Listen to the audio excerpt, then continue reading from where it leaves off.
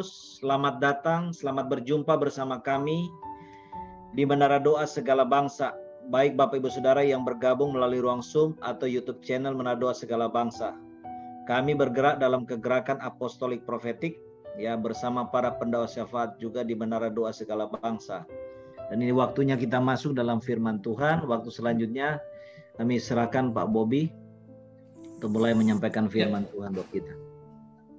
Terima kasih Pak Hebron dan juga Bapak Ibu yang dari Menara Doa Segala Bangsa. Suara saya kedengaran bagus ya Pak? Bagus sudah. Oke. Saya Bobby Nayawan, saya domisili sebenarnya ada di Bandung, tapi melayani bersama Pak Iman Santoso di PCI atau Transform World Connection Indonesia sejak tahun 2016 yang lalu. Jadi saya harus berangkat dari Bandung menuju ke Tangerang ini setiap minggu. Senin kemudian Jumat saya kembali ke keluarga karena istri saya dan anak-anak ada di sana dan istri juga kebetulan kerja di Bandung. Salam kenal buat Bapak Ibu dan terima kasih buat kesempatannya Pak Hebron dan juga sama-sama kemarin Pak Irwan yang hubungi saya ya. Dan kita berharap nanti saya bisa undang Pak Iman Santoso. Amen. Bisa sampaikan juga sharing firman di tempat. Amin, amin. Amin. Jadi ini anggaplah Yohanes Pembaptisnya dulu. Pemanasan. Sebelum pemanasan, brother. Dipanasin dulu mesinnya. Buka jalan. Ya, mempersiapkan jalan bagi Tuhan. Ya, saya rindu untuk kita berdoa untuk firman ya, Bapak Ibu. Saya akan. Terima kasih Tuhan, kami percaya setiap doa yang kami sudah naikkan kepadamu untuk Afrika, Tuhan adalah Tuhan yang menjawab setiap doa kami, dan kami percaya terjadilah menurut apa yang Tuhan inginkan atas Afrika dan juga atas kami semua di tempat ini, khususnya di Zoom. Ruangan Zoom ini Tuhan, kami berdoa biarlah firman-Mu yang akan menuntun kami, biarlah kami mendengar, berbicaralah ya Tuhan, supaya kami diberikan telinga seorang murid hati hamba, untuk kami taat di dalam setiap hal yang Tuhan mau sampaikan kepada kami. Itu banyak hal yang Tuhan sudah sampaikan, nubuatan, tapi kami percaya kami bukan kolektor nubuatan, tetapi kami adalah orang-orang yang melakukan dan menggenapi setiap nubuatan itu yang Tuhan sudah percayakan bagi kami di negeri ini. Terima kasih Bapak, terima kasih Tuhan Yesus. Kami buka hati kami terima firman-Mu dalam nama Yesus. Amin. Bapak Ibu, sekali lagi saya masih muda, jadi mohon maaf kalau ada hal-hal yang mungkin saya bukan juga orang yang mendalami teologi secara pendidikan begitu, tetapi apa yang saya coba sampaikan adalah ini adalah kehormatan, jadi saya pikir ya udah saya sampaikan. Pak Hebron, bisakah saya di share screen, Pak? Oh iya, saya jadikan co-host ya. Mohon izin. Ya, saya jadikan co-host ya. Jadi Bapak Ibu, saya ingin terima kasih. Saya ingin berbagi dengan apa yang kita sedang lakukan sebenarnya, dan ingin cerita sedikit.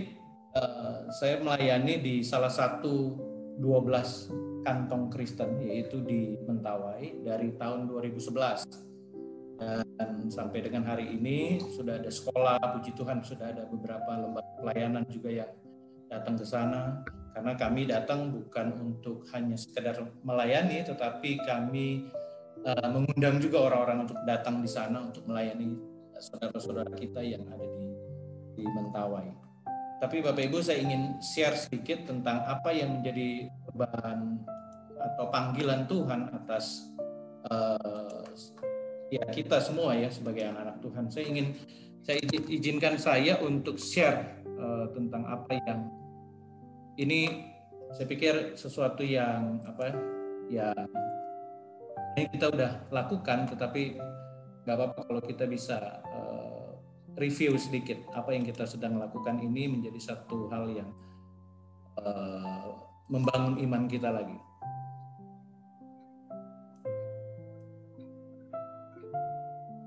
Apakah bisa terlihat ke Bapak Ibu semua?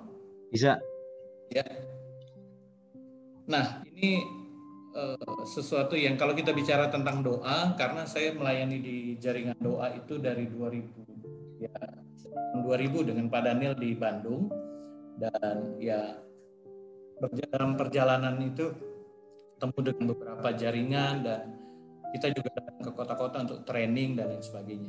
Tetapi ada hal yang saya ingin sampaikan, sesuatu yang kayaknya mendorong hati saya untuk kita bisa belajar mendengar apa yang menjadi suara Tuhan untuk kota kita, untuk bangsa kita, untuk bangsa-bangsa bahkan yang kita sudah doakan. Amin. Amin. Jadi apa yang kita dengar dari Tuhan itu yang kita doakan. Jadi ada yang bilang bahwa doakan apa yang kamu khotbahkan, apa yang kamu sharingkan, dan sharingkan apa yang kamu doakan, begitu. Jadi saya pikir ini sesuatu yang nyambung dengan apa yang dilakukan oleh teman-teman atau Bapak Ibu di ini. Ada keluh kesah yang naik kepada Tuhan dari kota. Jadi apa yang menjadi keluh kesah itu luar biasa banyak, saya pikir, untuk ini, untuk Indonesia, untuk manapun. Dan firman Tuhan katakan, baiklah aku turun melihat waktu itu di Sodom Gomora, aku hendak mengetahuinya. Ia ingin menunjukkan kepada kita bagaimana kita harus bersikap terhadap kota. Artinya ini Bapak Ibu, bahwa kita nangkep bahwa Tuhan begitu peduli untuk kota, untuk di mana kita ada, negara, bangsa di mana kita ada. Dan dia ingin melihat apa yang hendak diketahui, walaupun Tuhan Maha Tahu, saya pikir. Dan kita yakin bahwa Tuhan Maha Tahu, tetapi Tuhan ingin melihat bukan kotanya, tetapi ia ingin melihat respon gereja, respon umat kepada kota, respon kita kepada lingkungan kita di mana kita ada. Ini yang saya pikir kita harus, doa kita naik bersama-sama dengan rintihan orang-orang yang ada di kota kita.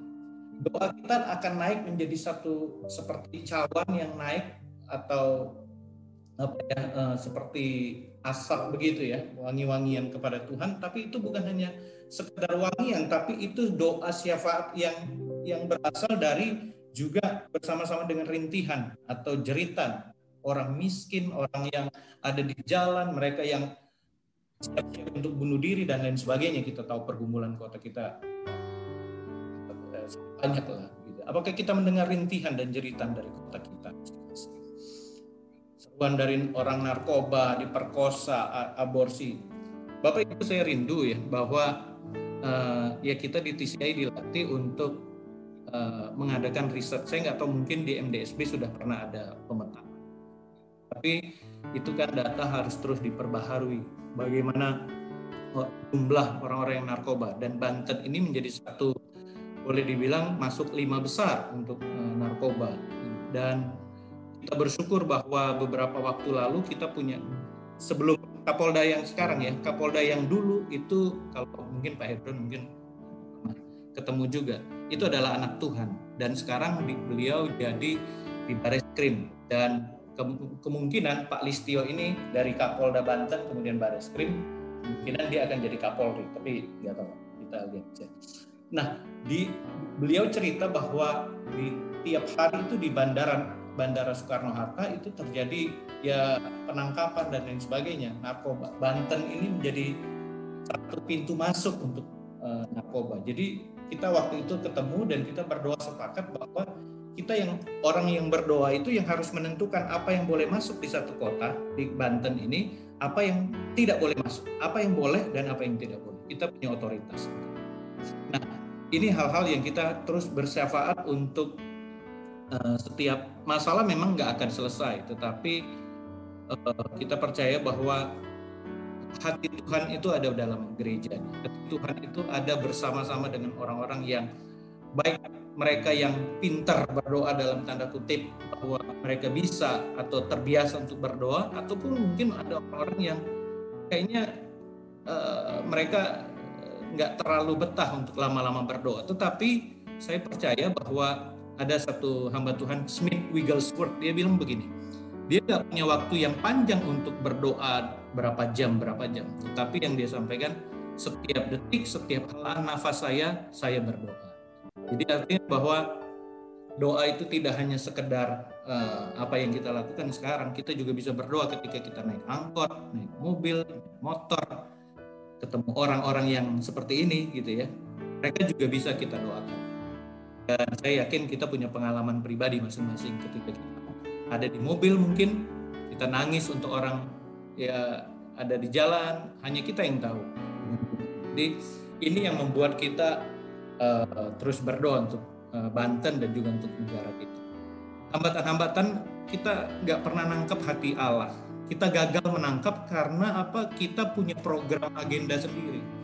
Jadi, waktu kami datang ke kota-kota dengan doa waktu itu, yang kita sampaikan adalah bagaimana umat Tuhan harus nangkep hatinya Tuhan. Enggak hanya sekedar kita punya program untuk bagi makan orang miskin. Doanya nanti, ya pokoknya bagi ya hal-hal yang sifatnya sesuatu yang memang sosial is good gitu ya. Tetapi kita harus tangkap bukan it's a good idea, tetapi it's a God idea. Jadi apa idenya Tuhan? Itu yang kita harus tahu. Dan itu yang dengan dasar itulah kita jalan. Jadi tidak hanya sekedar Tuhan menangkap perbuatan kita dan memberkati kita, tetapi kita harus fair. Kita juga harus tangkap hati Allah. Dengan demikian kita bisa jalan inline dengan keinginan Tuhan. Kita salah nanggapin jeritan kota. Ini Jakarta macet. Tapi sebenarnya itu hanya tampak luar. Sebenarnya apa di balik macetnya? Apa hal yang Tuhan sedang bicarakan tentang macet? Di Banten, apa yang Tuhan sedang bicarakan tentang COVID ini? Gitu ya. Apa yang Tuhan sedang sampaikan kepada gereja Tuhan? Ini yang harus benar-benar kita ngerti. Jadi ketika kita ngerti, kita tahu bahwa doa kita, kata-kata kita pun berubah. Gitu ya. Doa kita bukan untuk merubah Tuhan, tetapi doa kita sedang mengubah paradigma kita sendiri supaya kita berdoa sesuai dengan inline dengan God's idea tadi, idenya Tuhan, kehendaknya Tuhan. Jadi tanpa bermaksud menggurui Bapak Ibu, tetapi saya harap kita bisa belajar sama-sama bahwa kita harus dapat hati Tuhan untuk ini, bahwa Allah berbicara kepada kota dan seterusnya. Tapi anyway, saya ingin sampaikan singkat mengenai apa yang menjadi yang kita mau belajar atau kita mau dengar tentang bagi kebangunan dan pembangunan 12 Mutiara Nusantara. Terkait dengan apa yang menjadi syafaat kita bagi doa, bagi kota, bagi desa, bagi bangsa ini. Kebangunan dan pembangunan ini maksudnya begini Bapak Ibu. Kebangunan itu adalah kebangunan rohani. Dan pembangunan ini lebih kepada pembangunan secara fisik. Di 12 Mutiara Nusantara. Mungkin apa itu Mutiara Nusantara? Nanti saya cerita. Nah, kami tergerak untuk sampaikan ini. 1:5-6. Aku mengucap syukur kepada Allahku karena persekutuanmu dalam berita Injil mulai dari hari pertama sampai sekarang ini. Akan hal ini aku yakin sepenuhnya, yaitu Ia, Tuhan yang memulai pekerjaan yang baik di antara kamu akan meneruskannya sampai pada akhirnya pada hari Kristus Yesus. Kita tahu bahwa Injil ini pertama masuk di Indonesia itu tahun 18 sekian gitu ya. Mungkin ada sebelumnya juga ada. Tapi kalau kita lihat sejarah itu luar biasa. Saya kutip beberapa ini dari ayat ini ya, bahwa persekutuan kita dengan berita Injil mulai dari hari pertama Injil itu masuk ke Indonesia sampai dengan sekarang, sampai dengan hari ini. Kalau Tuhan sudah memulai dengan pekerjaan yang baik dengan masuknya berita Injil ke Indonesia, ke daerah-daerah yang kita tahu daerah-daerah kantong gitu ya, di mana mayoritas Kristiani. Firman ini sampaikan, Ia yang sudah memulai pekerjaan yang baik di antara kamu akan meneruskannya sampai pada akhirnya pada hari Kristus Yesus. Artinya tidak ada rencana Tuhan yang gagal. Tidak ada dia gagal di Taman Eden kemudian dia ganti skenario yang lain. Enggak.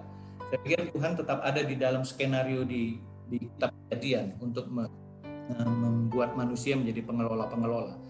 Tapi yang Tuhan pastikan bahwa Ia telah memulai dan Ia akan terus meneruskannya.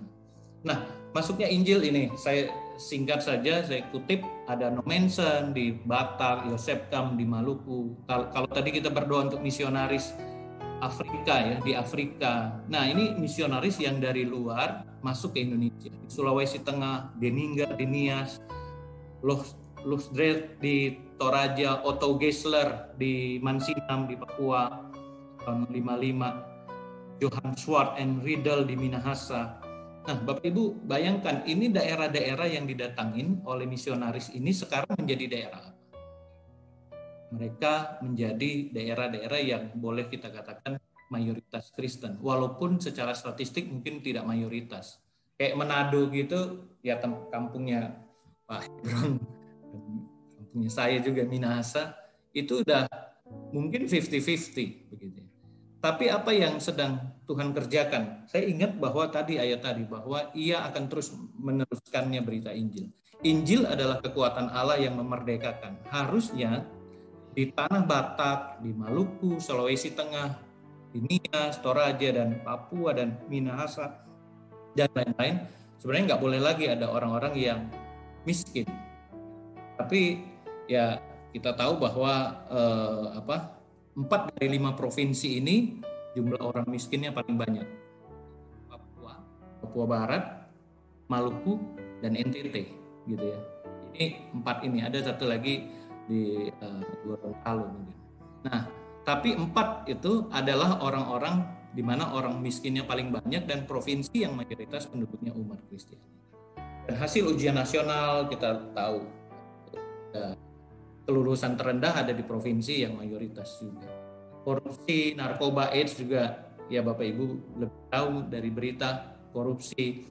Bahkan gubernur sudah diperiksa KPK, tertangkap karena narkoba dan lain sebagainya. AIDS di Papua itu nomor 1 dan lain sebagainya. Jadi kita boleh bertanya kepada diri kita, evaluasi, Tuhan selama berapa ratus tahun Injil ada di suku-suku ini atau di tanah-tanah ini, apa yang sudah terjadi, progres apa yang sudah terjadi, apa yang artinya Injil tidak bisa secara otomatis begitu ya untuk mengubah orang, tetapi itu bagaimana respon gereja atau respon anak-anak Tuhan terhadap Injil. Itu yang menentukan apakah Injil itu akan menjadi Injil yang memerdekakan atau malah jadi orang-orangnya tidak meresponi Injil dan akhirnya ya kita tahu kondisinya seperti itu.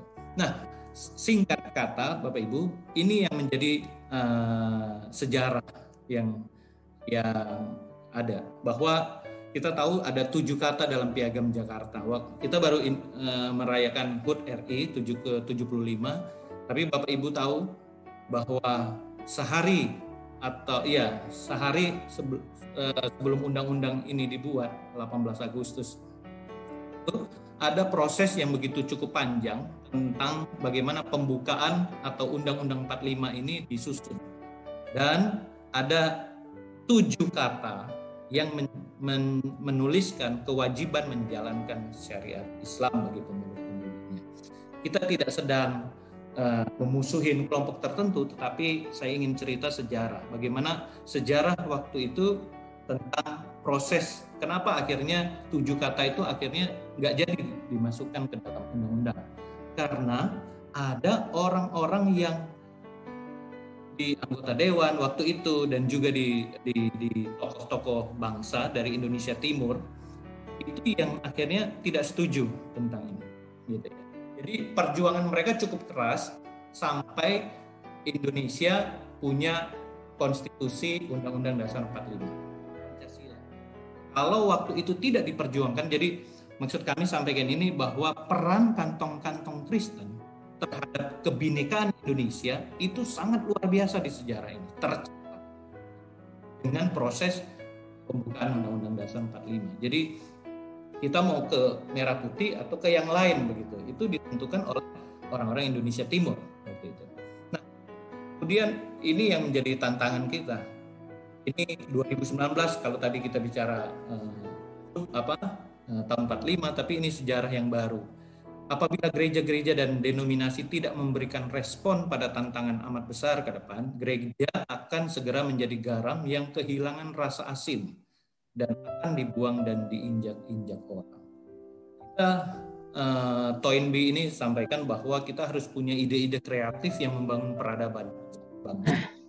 Ketika gereja gagal untuk punya ide yang kreatif, merasa nyaman, maka sebenarnya kita sedang turun. They decline. Kalau kita nggak respon terhadap tantangan-tantangan yang ada di bangsa ini, maka gereja lama-kelamaan tidak lagi mayoritas, tapi decline. Ini sesuatu yang menjadi pergumulan kita sebagai orang-orang yang berdoa untuk bangsa. Ini pendidikan Kristen, saya pikir ini cukup. Nah, ada peran kebangunan dan pembangunan untuk di 12. Nah, Mesias datang, roh Tuhan ada padaku, oleh sebab ia telah mengurapi aku. Menyampaikan kabar baik kepada orang-orang miskin, dan ia telah mengutus aku, ayat 19, untuk memberitakan pembebasan orang-orang tawanan dan penglihatan bagi orang-orang buta, membebaskan orang-orang yang tertindas, untuk memberitahukan tahun rahmat Tuhan telah. Nah, ini yang kami maksud dengan 12 kantong Kristen yang kita sebut mutiara. Karena kantong Kristen terlalu, istilahnya terlalu, di teman-teman yang lain mungkin enggak ya kantong gitu ya, seolah-olah kita eksklusif. Tapi kami sampaikan ini menjadi mutiara. Mutiara itu dibentuk oleh satu proses yang lumayan panjang, dan prosesnya juga tidak mengenakan, tetapi bagaimana mutiara itu diangkat akhirnya dari dasar laut ke atas, dan itu menjadi luar biasa price-nya, luar biasa mahalnya begitu ya. Ada Papua Barat, Maluku, Sulawesi Utara, Poso, Toraja, Toba dan Samosir, ada Nias, ada Mentawai, Kalimantan Barat, Kalimantan Tengah, Gete, Papua.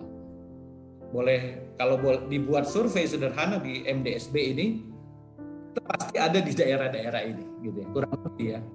Maksud saya kita berasal, ya, berasal dari daerah-daerah yang ada di sini, begitu. Kita entah itu nenek moyang atau orang tua dan seterusnya, gitu ya. Tapi apa yang terjadi hari-hari ini? Bahwa yaitu tadi, sepertinya belum ada satu pemulihan yang revival yang benar-benar yang terobosan lah begitu ya, terjadi di daerah-daerah ini. Ini gereja di NTT, saya ke NTT itu berapa ratus meter, sama kayak Manado, berapa ratus meter gereja dan seterusnya. Tetapi secara statistik, SDM dan lain sebagainya ya banyak. Dan itu ya, ini angka-angka statistik saya nggak usah jelaskan, tetapi itu banyak. Tapi juga jangan salah, kelompok yang lain juga nambah terus. Ini yang kalau Bapak Ibu lihat di bawah ini, 2010 cuma 4,05 mereka.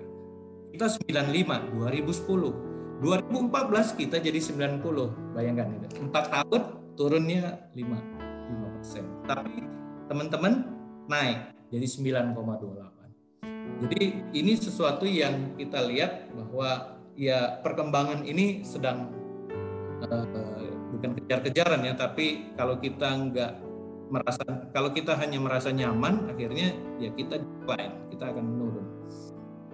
Ini sebenarnya 12 wilayah fokus ini adalah basis. Jadi pentingnya basis itu untuk apa? Untuk ketika basis ini dimenangkan, terjadi kayak SOE waktu itu revival, tetapi kita gagal untuk follow up, itu akhirnya basis ini hanya sekedar basis, tidak ada apapun gitu ya. Dalam basis bisa satu markas itu ya jadi kosong gitu.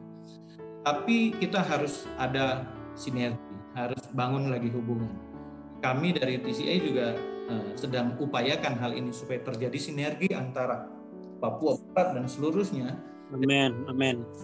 Jadi ini menjadi kata kunci hubungan dan sinergi. Nah ini saya nggak usah bahas karena ini sesuatu yang ada kita di berita dan lain sebagainya.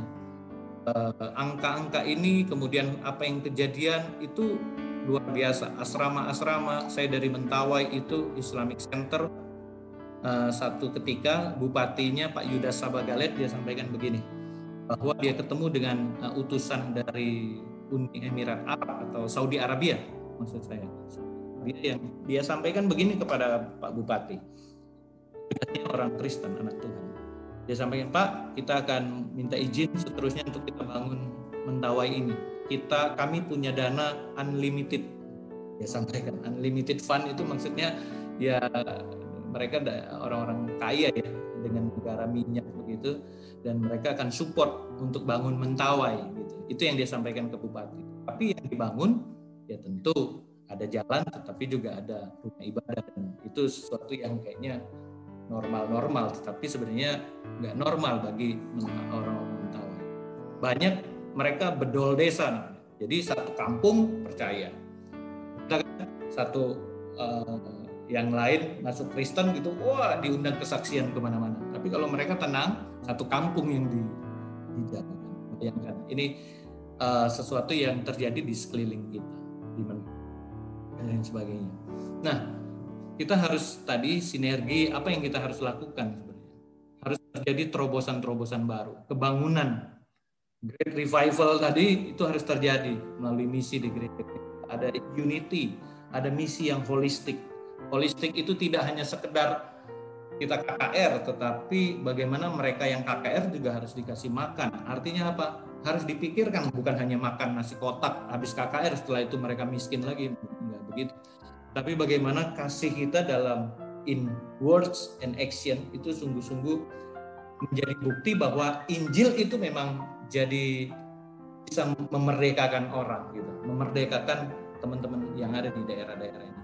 Bukan berarti kita jadi punya stigma begini ya Bapak Ibu, bahwa daerah Kristen memang miskin dan sebagainya. Stigma ini harus kita rubah. Cara merubahnya adalah kita harus turun ke tempat-tempat ini. Bantulah orang-orang yang ada di sana. Jadi itu yang sedang kita lakukan. Tanggal 7 ini kita ada training untuk 12 wilayah ini untuk KTB UKM, kelompok tumbuh bersama, usaha kecil menengah. Dilatih untuk bangun bisnis UKM sederhana dari alam setempat. Jadi ada Dr. Edi, dia teliti potensi alam yang ada di situ, mereka kasih datanya, kemudian Dr. Edi selidiki, misalkan daun kelor lah, di macam-macam, ada tepung mokaf dari singkong dan seterusnya. Tapi intinya adalah ada words and action. Jadi ada kekuatan dari kata-kata kita sampaikan untuk mereka berubah paradigmanya, tetapi juga ada action. Nah, Bapak Ibu, sebelum tutup, saya ingin sampaikan juga ini sesuatu fenomena ya, bahwa orang-orang Kristen atau anak-anak Tuhan di daerah-daerah ini, mereka itu ya kita tahu ya, ada beberapa yang bilang males lah, ada yang bilang wah ini males, judi aja terus kerjaannya dan seterusnya. Tetapi sebenarnya apa yang ada di balik itu? Apa yang menjadi akar permasalahannya dari hal-hal itu? Nah, itu yang menjadi PR kita bersama. Bagaimana mengubah paradigma? Berapa banyak gelontoran dana otsus misalkan. Saya nggak menyinggung siapa-siapa, tetapi dana otsus di satu provinsi begitu luar biasa miliaran, tetapi tetap ada yang busung lapar, stunting dan seterusnya. Nah, apa yang kita tangkap Bapak Ibu dari orang-orang yang berdoa ini? Apakah kita merasa bahwa itu pekerjaan pemerintah, itu ya pekerjaan pelayanan yayasan ini, yayasan itu atau gereja besar? Kita harus berpikir untuk bagaimana transformasi kantong-kantong ini, mutiara-mutiara ini menjadi mutiara beneran, bukan mutiara abal-abal, gitu, ecek-ecek. Bagaimana kita harus saling berhubungan, sinergi untuk transformasi kepada seluruh bangsa. Ketika 12 mutiara Nusantara ini tersinergi satu dengan yang lain, itu akan menjadi basis. Basis itulah yang menjadi dasar untuk kalau kita transformasi Indonesia, nggak mungkin kita bisa semuanya. Kita mulai dari padamu. Firman Tuhan kan selalu bilang, mulai dari situ. Ada yang ada pada kita adalah ini, saudara-saudara seiman. Itu yang kita bisa jadikan mitra. Itu yang kita bisa gandengan tangan untuk transformasi seluruh bangsa. Jadi ini yang Bapak Ibu yang ingin kami sampaikan menjadi pergumulan kita bersama. Artinya bahwa kita sedang mendengar Tuhan sedang bicara tentang 12 mutiara ini, tentang yang kita tadi sudah sampaikan. Firman Tuhan katakan, "Speak Lord, for your servant is listening." Kita harus, tadi kami sampaikan di awal bahwa kita harus nangkep hati Tuhan untuk bangsa ini, nangkep hati Tuhan untuk daerah-daerah di mana kita ada. Kami lagi punya program untuk bagaimana mengembalikan anak-anak muda dari, terserah mereka kuliah di manapun, di Jakarta, di Bandung, Surabaya, Semarang, tapi bagaimana setelah mereka lulus mereka bisa menciptakan sesuatu yang kreatif dan mereka kembali ke daerah-daerah ini. Kalau ada yang orang Batak di sini, mereka punya prinsip martabe, marsipature hutanabe, bagaimana membangun daerah-daerah mereka. Kalau di Minahasa mungkin Pak Hebron tahu juga, itu ada pepatah yang bilang begini, Sito Timo Tumouto, ya. Artinya apa, Pak? Manusia menghidupkan manusia lain. Yes. Bayangkan kalau ini benar-benar tidak hanya sekedar peribahasa ya peribahasa, tetapi ini bisa dikuatkan oleh firman Tuhan untuk kita saling tadi sinergi satu dengan yang lain, kerjasama dan lain sebagainya. Ini akan terjadi, kita akan menghidupkan. Amin. Bukan dengan uang, bukan. Itu sementara. Kalau kita lihat tadi, sementara uang itu, otsus tadi yang besar itu enggak bisa merubah. Saya percaya bahwa ada kalau saya ikut satu kayak pelatihan gitu, heart changing heart, life changing life. Hidup kita akan mengubah hidup orang lain, tapi hidup kita berubah dulu.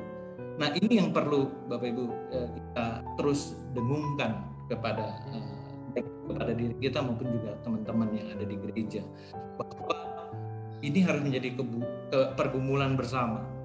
Tuhan sedang bicara dengan COVID ini di daerah-daerah itu luar biasa, Bapak Ibu. Di daerah-daerah Kristen ini, 12 mutiara ini juga mengalami pergumulan yang luar biasa dengan ini. Tetapi puji Tuhan, banyak juga yang aman lah ya. Tapi kami lihat bahwa kita tidak hanya sekedar COVID, tapi masalah kompleks, begitu kompleks. Saya ingin menghimbau atau memotivasi kita semua supaya ini ayat ini, speak Lord, for your servant is listening. Tuhan, apa yang Tuhan ingin sampaikan kepada kami? Berbicaralah Tuhan, kami mendengar. Listening itu bukan hanya hear. Listening itu benar-benar memperhatikan, tidak sekedar mendengar. Perbedaan hear dengan listen itu adalah perbedaan fokus. Listening itu fokus kepada apa yang disampaikan, siapa yang menyampaikan. Kalau hear, kita bisa dengar hoax, kita bisa dengar gosip dan lain sebagainya gitu ya. Tapi kalau listening, kita akan dengar beberapa kali. Amin. Ini kalau kita dengar firman Tuhan beberapa kali dan itu membuat kita merasa termotivasi untuk melakukan sesuatu, lakukannya. Jadi saya pikir ini yang ingin kami sampaikan Pak Hebron dan juga Bapak Ibu semua. Ya, terima kasih. Mari sama-sama kita dalam pertemuan MDSB ini kita sedang mendengar Tuhan dan kita listening. Kita nggak hanya sekedar dengar, tapi kita perhatikan betul-betul. Ketika kita berdoa, Tuhan sampaikan sesuatu untuk kota dan bangsa, untuk bangsa-bangsa. Saya rasa itu ada sesuatu yang Tuhan akan sampaikan. Amin. Saya juga koneksinya dengan luar negeri. Jadi ketika berdoa untuk bangsa-bangsa tadi, saya pikir, wow, ini nyambung gitu ya, apa yang Pak Iman juga lakukan, bahwa kita sedang terkoneksi juga dengan bangsa-bangsa. Bahkan bisa jadi satu saat MDSB ini hadir orang Zoom dari pendoa dari bangsa-bangsa, kan begitu. Amin. Jadi supaya kita connect dengan pendoa-pendoa dari berbagai negara dan kita lihat, ya Tuhan sedang bicara bagi kita hari ini. Tuhan Yesus. Haleluya. Terima kasih. Amin.